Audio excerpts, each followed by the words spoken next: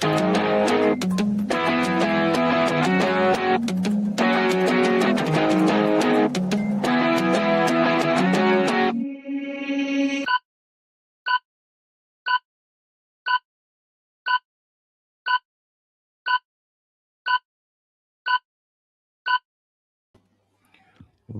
to this very special edition of the KAJ Masterclass Live, the show which ensures that you profit from your time spent here with experts, either through their industry insights, information, or simply learning from them. And today we have with us Thomas Eberts, founder of the Integrated Father, a modern mystery school, as he calls it, for high achieving fathers who have mastered business but are losing at home. So we'll explore with him why the boardroom brain fails at home and how indigenous teachings from every continent reshape masculinity. Welcome to the show, Thomas. Let's go, AJ. Thank you for the invitation. Appreciate being here. You are welcome. Welcome to the show. Welcome to India in this online form, Thomas. And I'm sure not just in India, but a lot of people across the globe will benefit from what we are going to talk right now. We'll talk about marriage, we'll talk about masculinity, we'll talk about conscious fatherhood, and much more. But before that, let's learn a bit about your journey, your background, your story, so that the audience knows who they are listening to. Cool. My name is Thomas Eberts. I'm a father of two. I'm married. I'm living in the United States here. And if I look back on my journey, I would have never thought that I would have so many troubles in my marriage and in parenthood. And now looking back, I understand more. I understand why I've had so much trouble, given the way I grew up in Germany, given the way I grew up with my father, given the way I used to navigate my life, very business-driven, very process-driven, not much presence, always on the go, go, go, go, go. Let's do the next thing and the next thing and the next thing. And yeah, 2024, my wife gave me an ultimatum. She said, like, Thomas, I don't see any other path forward rather than divorcing and co-parenting our child. We need to go separate ways. I cannot live with you anymore. And that kind of, I knew something was up in our marriage, but I didn't know that it was that dramatic for her. So once that landed, the love for my family and not wanting to be able to spend the rest of my life with my family, really propelled me forward to understand and look into what's quote unquote wrong with me. There's nothing wrong with me. There wasn't anything wrong with me, but there were behaviors that set me on the trajectory of destroying my marriage and forcing my wife to give me that ultimatum rather than enjoying our time. So yeah, that kicked off the whole journey, and now we're here. Now we're here, AJ. Now we're here. Absolutely. Now we are here. So tell us a bit, what is it? What knowledge did you suddenly acquire that we are here, and earlier you were somewhere else? Help us understand with that wisdom that you gained. A lot of people can get help from that. Yeah. So it was not very suddenly. It took me about, like, I would say a solid 6 or 9 months of really, really intense and hard work and self-inquiry in order for me to understand, okay, what are all of the behaviors that I'm displaying and that I'm accustomed to. My old operating system, as I say, my being was operating on an operating system, just like our phones operate on an operating system, and that was very outdated, and it didn't work well anymore for the environment I was in. So apps kept crashing, right? And arguments and differences and yelling and all of the things that we don't want in a relationship and in a marriage. And then so how everything started is really with the depth of self-inquiry, of me sitting down and reflecting on all of the conversations I've had with my wife and writing down every single thing that she had, reflected back to me, where she had brought a concern to me, where she had shared with me that things don't feel good if I do this, if I do that, if I do the other thing. So I wrote all of these things down, and then I kind of like sorted through and looked at the ones that had the biggest impact, that were mentioned the most. And yeah, and then I had kind of like a status quo, right? I had a status quo of like, okay, where am I and where do I want to go? Like, so the next thing I did is like, okay, look, this is where I'm at right now. This is how my marriage is looking like. This is how my family is looking like. How do I want this to look like in the future? Like, what's my perfect day looking like? What is the day looking like where I feel like my wife is going to be thriving? I'm going to be thriving. My children are going to be thriving. So I mapped that out, and then obviously I had a gap of like, where am I at right now, and where do I really want to go? And so there's like this gap, this bridge that needed to be built. And that's what I've been working on in the past, since September 2024. So 3, 7, 19, almost 20 months now. I've been working on this almost 20 months now. 9 months after I started, so roundabout in like June 2025, there was sort of like the first sign that my wife was seeing change. I changed very rapidly. I changed within the first like 8 to 12 weeks. I turned my entire life around, the entire way I was speaking. I was navigating myself. I was thinking, the things I was reading about, the people I was surrounding myself with, the way I was treating my wife, my children, etc. Everything changed within a matter of like 3 months. But it took 9 months for my wife to actually trust that change, and then things started changing. So June 2025, things started actually changing for her and within our dynamic. So it was kind of like 9 months of ground and pound and really showing up every day, no matter the results, no matter if I can see change or not, but rather showing up and changing these things that I've found out about myself, and basically dialing in a couple of the pillars that I always talk about. Number one is emotional security. We want to make sure that we turn our home into a paradise where our wife can really feel safe and can share all of her feelings with us, and knows that we can hold her and that we won't break underneath the pressure. It's always like this metaphor of the rock in the middle of the ocean, and the ocean waves crush on the rock when it's really stormy. When it's soft and gentle, the rock is just there, the same way that it was before. So dialing in that emotional security, emotional safety was really, really important, from being able to listen, from not being reactive, not being defensive, etc., etc. And then the next one is basically dialing in our autonomy. Like, who are we as a human being? How can we make choices? And what I always revert back to is the nervous system training, retraining our nervous system to run in a different operating system than the autonomous operating system that we were kind of like born with, right? So the nervous system that was trained by our parents, through how they spoke with each other, how they treated each other, because this is where we learn how we are going to operate in our marriage with our children. So retraining that in a simple 4-step. If you want, we can go deeper into this, but I'll mention it broadly. As number one, get up very early at an uncomfortable time before the sun goes up. And you don't snooze, you don't do nothing. When an alarm goes up, you get up and you start doing. Step number 2 is you get into the cold shower right away, as cold as you can. You don't start warm, you start cold. Your brain will search for all of the excuses to not go into the cold shower. But what you need to do is you need to make that decision and put yourself in go mode and go into the cold shower and give yourself a shock, your nervous system a shock, and down that willpower, and then regulate your nervous system to be able to get on top of it. Step number 3 is you go outside and have a 20, 25, 30-minute high intensity interval training. It's a training method where you get your heart pumping like crazy, like the kind of pumping where you get dizzy, the kind of pumping where you start feeling nauseous. Why you want to do that is because if you're halfway through the workout, your brain will come up with excuses why you can't finish the rest. And the other half where you have to push through is basically helping you train that willpower and train the mindset of like, I can go further even if I think I can't. And then step number 4 is you sit down and you meditate for about 15 minutes, and you sit in the center of your heart and dial in that peace and that stillness within yourself. And that's what you want to take then into your family day. So I do this typically in between 4 a.m. and 5:30 a.m.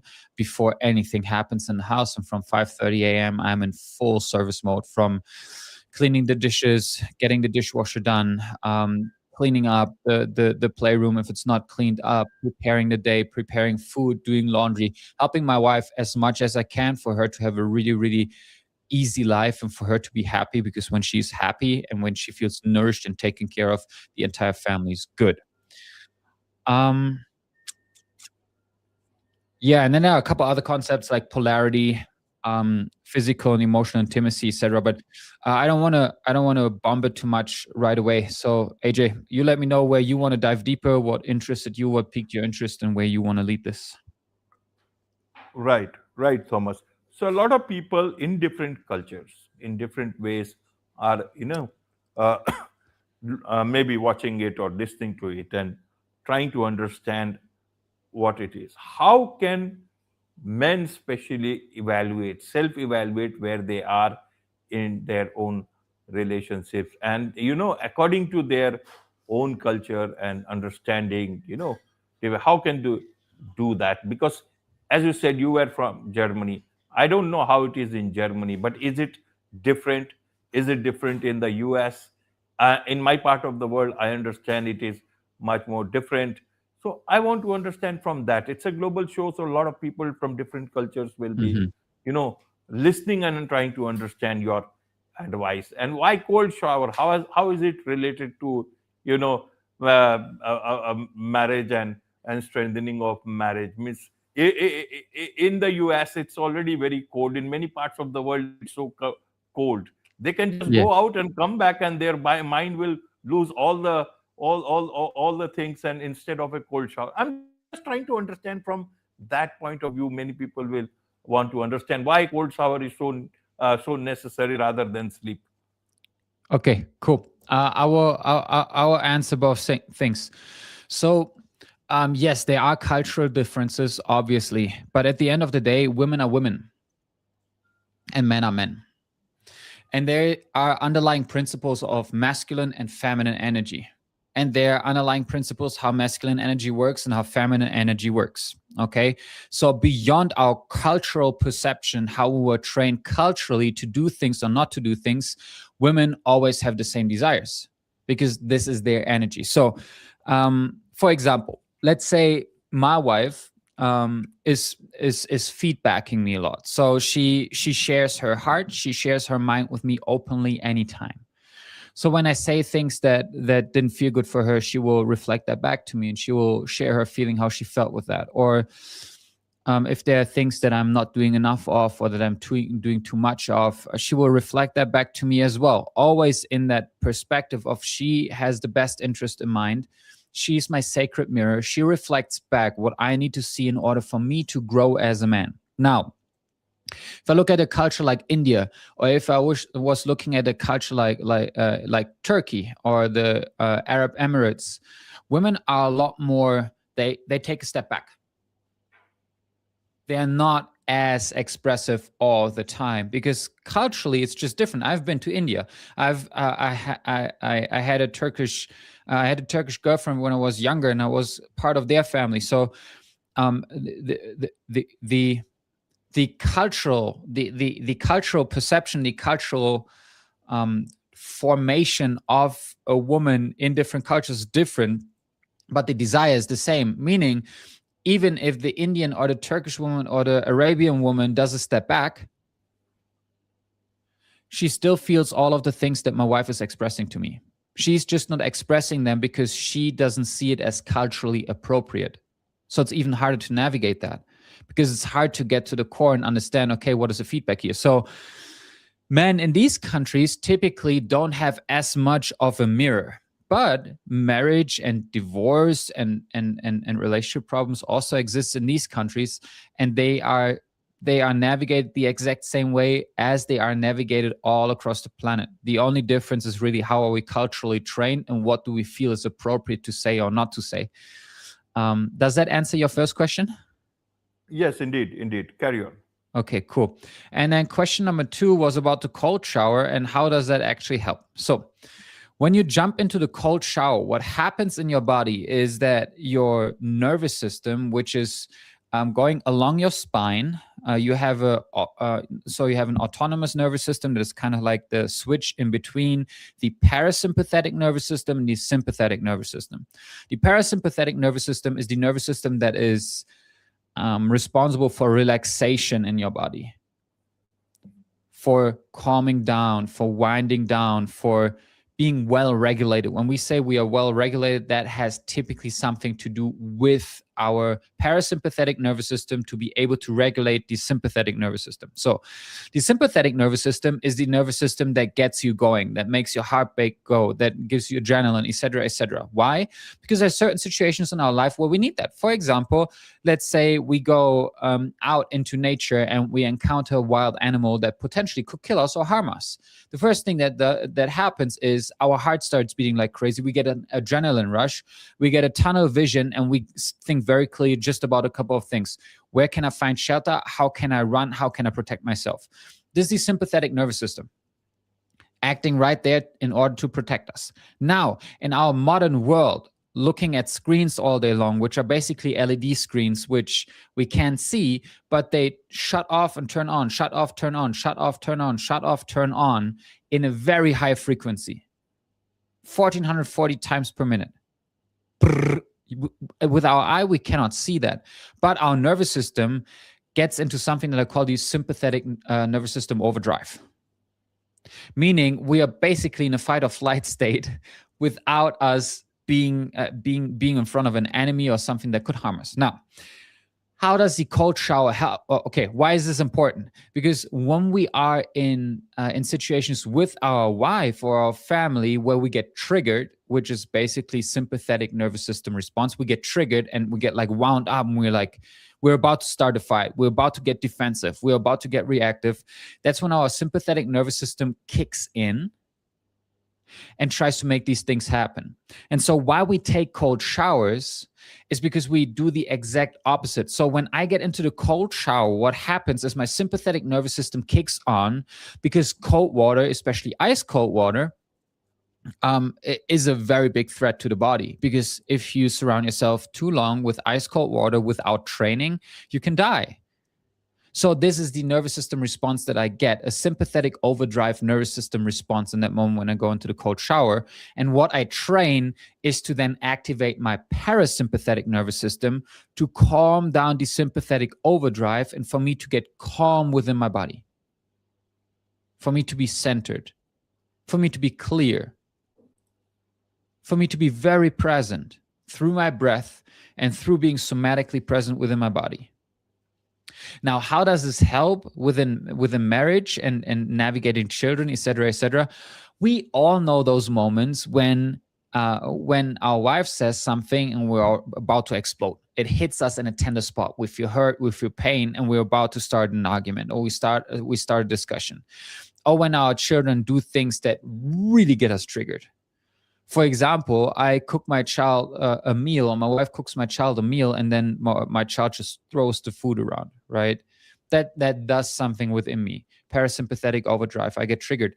So every morning I train through the cold shower, I'm training how to regulate the parasympathetic overdrive to be regulated and be able to be calm and respond rather than react. So how that looks like is when my wife says something that triggers me, I'm able to take a big breath. And I'm able to let it settle and let her express herself and just keep listening, rather than interjecting, rather than defending, rather than justifying, rather than reacting to the situation. I am in the driver's seat and I don't fuck up the entire conversation.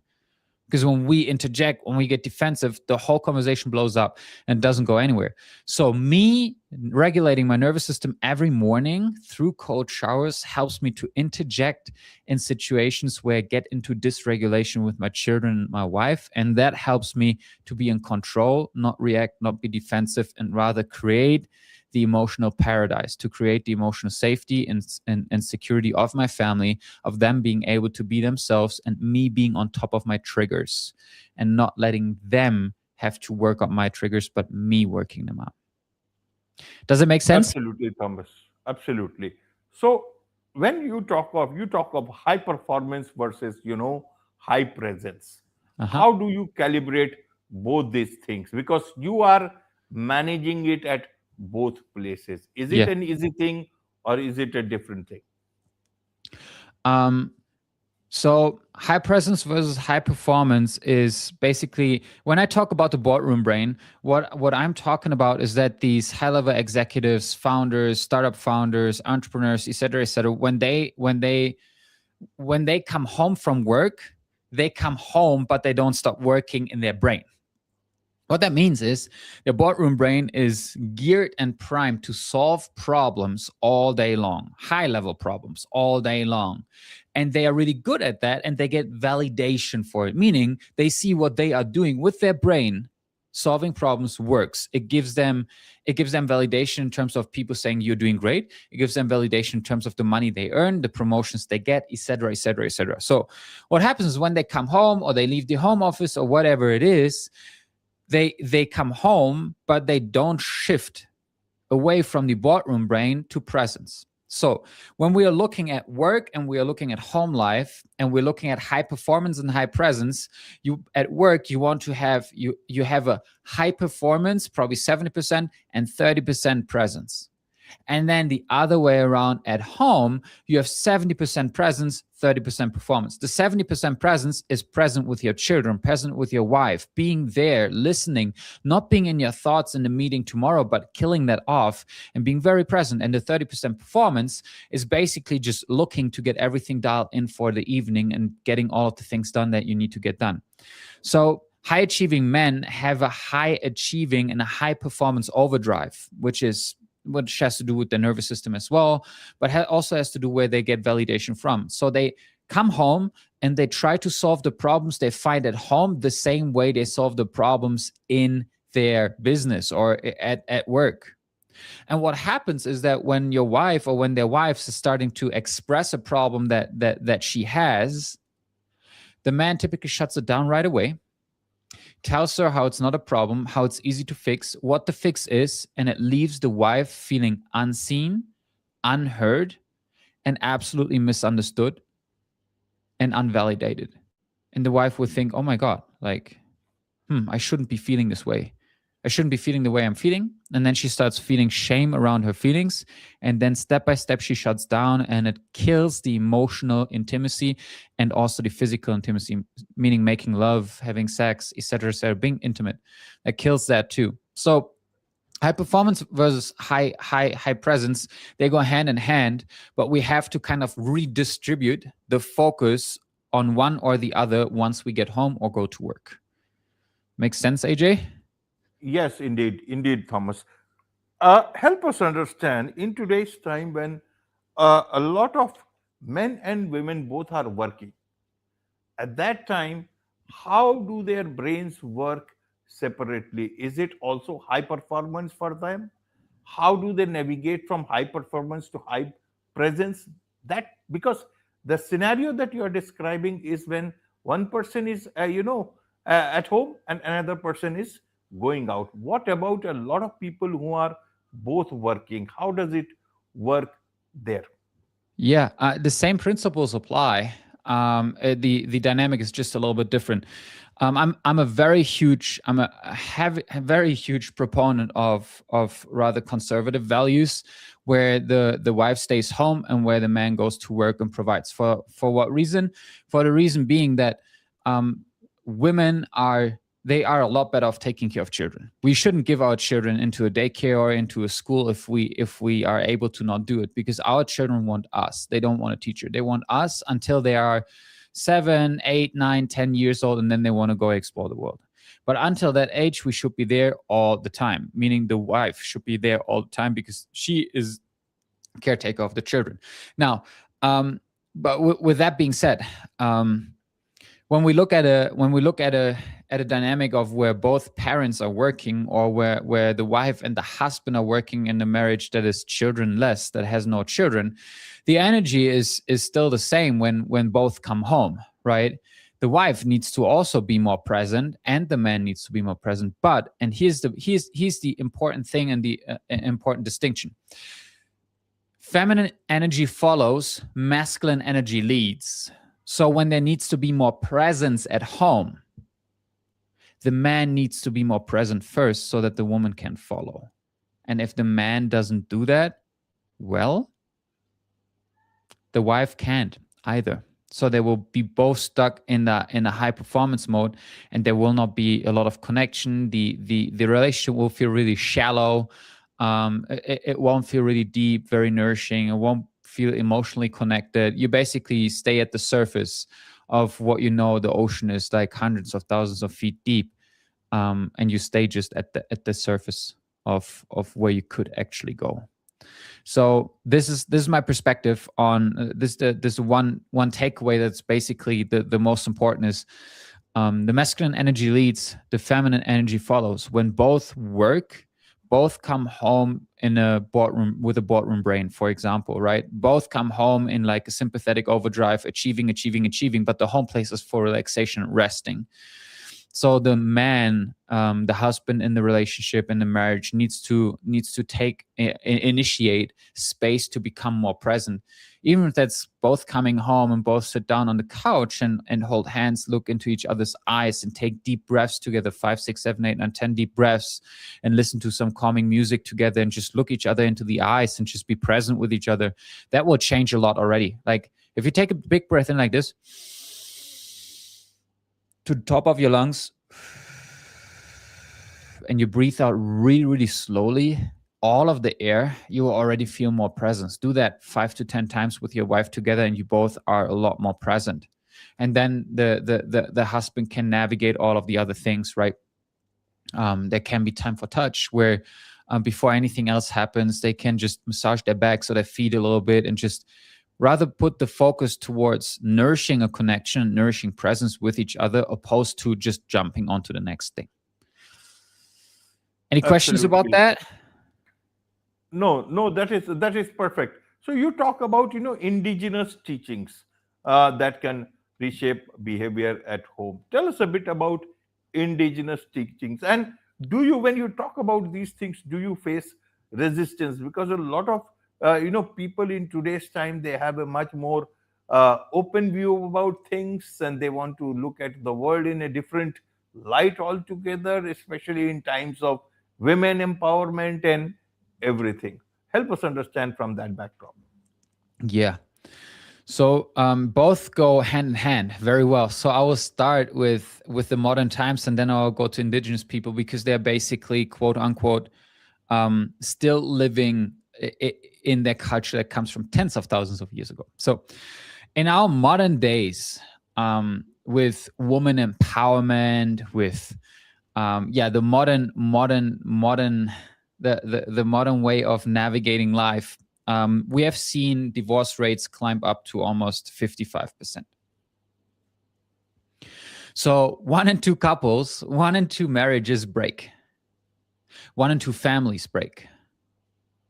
Modern life's not good for the family unit. Why?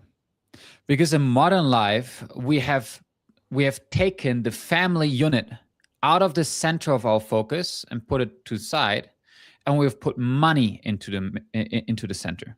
Money has become the center. Not God, not family, money. This is why the wife is working. This is why the man is working. If we look at women empowerment and female empowerment, it's absolute bullshit to think that a woman working is female empowerment, because a woman was never designed to work. Not in the way that we men work. A woman was designed to bear children and to be with her children, take good care of her children, take good care of the house and in the household. I have nothing against a couple or a marriage making the decision of both working. It's not a problem at all. But if we look at modern day life doesn't work for most people. Conception rates are going down. The birth rate is going down. The amount of children we have is going down. The time a marriage or a relationship lasts is going down. The happiness is going down. There's a really beautiful illustration of this. There was an Instagram reel about it, showing from 1900s to 2020 how the time distribution went from family and friends, which was the most amount of time, from, I think it was like 50 or 60% of the wake time spending with family and friends, went all the way down to 5%. And what took over? Social media, smartphones, work. We have endless wars in this world. Poverty, hunger, destruction of the planet, crime, child crime, sexual abuse. So many things are wicked in this world. Drug abuse. What can heal that is the family unit getting back into the center. God getting back into the center. Modern day life is killing us. And we will realize and recognize rather sooner than later. Because if you put money into the center, you'll do everything for the money. You put family to the side. You put your marriage to the side. But the people around you are the number one reason for who you are today. And if you do not spend more time with the people around you, nourish them and help them become better, you will get worse inside of you, inside of your heart. And when you lay on your deathbed, and I've spoken to a lot of people that are close to death, and they ask me, how do I navigate my family? And then in an interview, my daughter knocks. And the first thing is I leave the interview, I let my daughter in, put her on my arm and take her in front of the screen and introduce her to the show. And the person's like, wow, you're doing something right. I wish I did that and prioritized my daughter or prioritized my children or prioritized my wife over work. So much more important than all of the money. That's what all of the old people say. So we got to learn from that.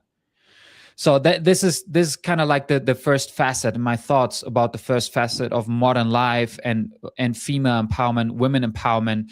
Women empowerment is not making them work or giving them the opportunity to work.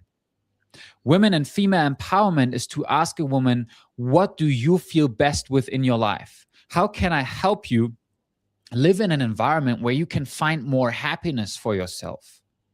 How can I create an environment for you in which you can thrive? How does your perfect day look like in your life? The perfect day, not a good day, the perfect day. And how can I help you build that environment for that? And I doubt that if women really are connected to their hearts and their essence and to who they are, rather than the masks and identities we are taught through our culture, they will say, I want to work. I want to have a 10-hour workday in a corporate office, sitting in a cubicle. I doubt that. So the perspective number one. Perspective number two, how does indigenous wisdom and ancestral knowledge play a role in this? So I have studied with indigenous cultures in Bali, Indonesia, in the Brazilian part of the Amazon, in the desert of Wirikuta, which is in Mexico. And what I've learned from these ancient cultures is there are roles and responsibilities to the man and the woman. There are structures. There is no open-mindedness about becoming a woman when you are a man. There is no open-mindedness of the man is staying at home and taking care of the children. There is no openness of the wife picking up bow and arrow and fighting for their people. There are very specific roles and responsibilities, and what that does to these cultures, they stay in harmony and equilibrium, where they can cooperate and do the things that God designed them to do and where they're naturally best at, genetically. Our modern culture is barely 150 years old.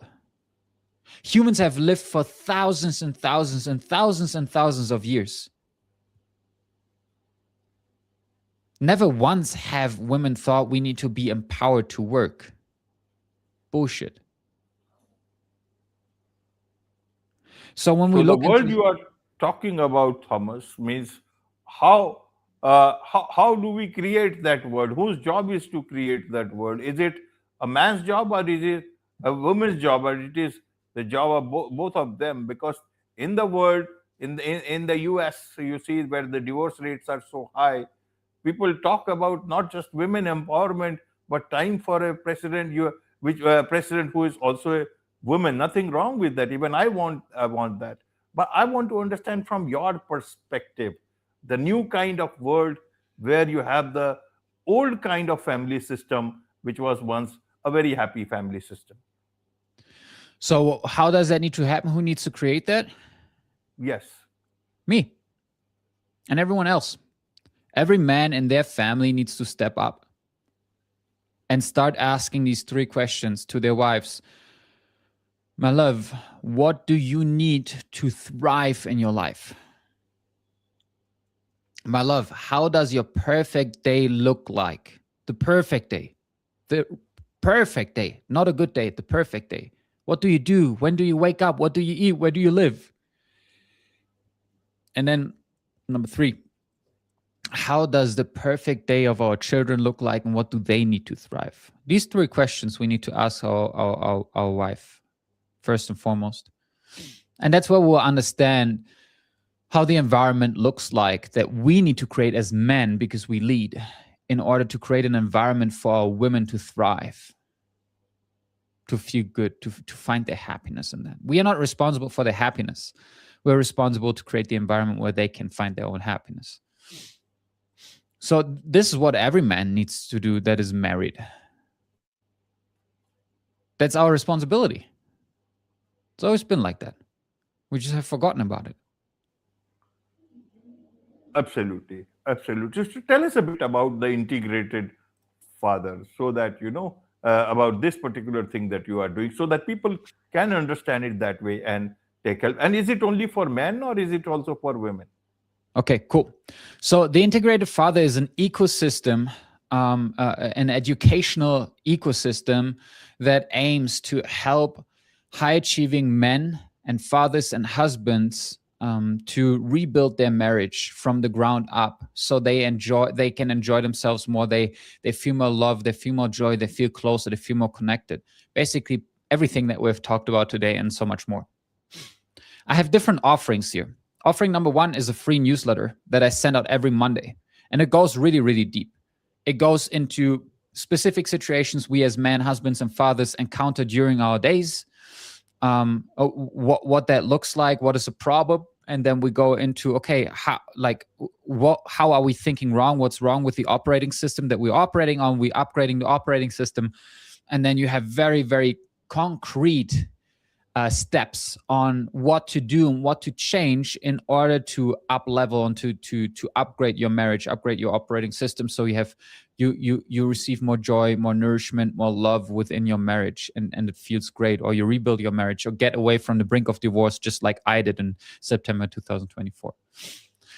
And then we have a podcast that is about to be launched, where I'm interviewing very high achieving and very successful men, husbands and fathers around the planet, and checking with them about how are you navigating your life for physical health, for spirituality, mindset, wealth, and how are you navigating your family, how are you navigating parenting. So these are my 2 free offerings that are coming out weekly, where every man, every husband, every father can listen or read.